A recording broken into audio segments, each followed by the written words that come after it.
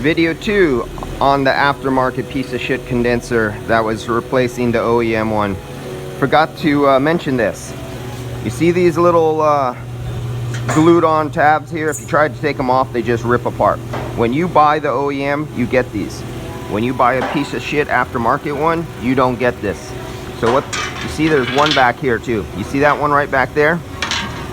So this is high pressure hot air around 200 degrees plus, especially on hot days, and it's a positive pressure. In front, there's a negative pressure zone created right here from the fan.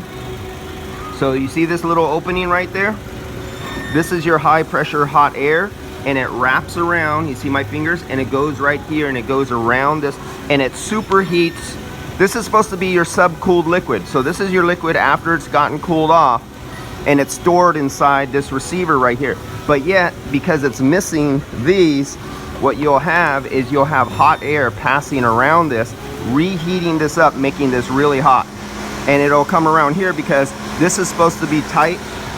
And you see where that goes right there, that little gap?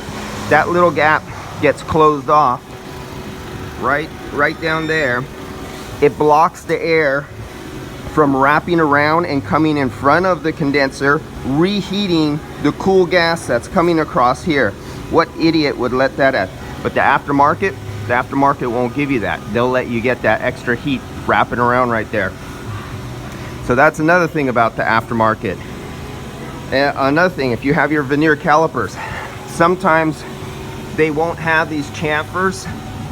You see the little chamfer right here? They won't have that little edge right there, won't be there, or it'll be a very little, or it'll be sharp, and it'll cut the O-rings as the technicians will put them in, and it'll nick them. And then if you measure the diameter, every now and then they machine it wrong, and the diameter will just be ever so slightly, just a couple thousandths bigger, and you have the OEM O-rings on your lines, and the technician sticks them in, and it just seals a little bit under a little pressure. When the technician doing the air conditioning charges it up, it's under a low static pressure, and or sitting inside a garage in the shade. It'll never be under hot conditions, so the head pressure never goes up and develops a high pressure. Then the customer takes it and takes the car go out. Because of the poorly machined aftermarket ones, customer goes out and they develop leaks at the O-rings, and the customer ends up, and if he doesn't notice right away, he never thinks to blame it on our insurance company, and the customer has to pay out of pocket to have these either repaired later on, or worst case scenario, the refrigerant level goes down slowly, customer doesn't notice it. As the refrigerant level goes down, oil stops returning to the compressor, cooling stops returning to the compressor overheats and lack of lubricant and burns out because of the aftermarket condenser, because of their poor machining practices.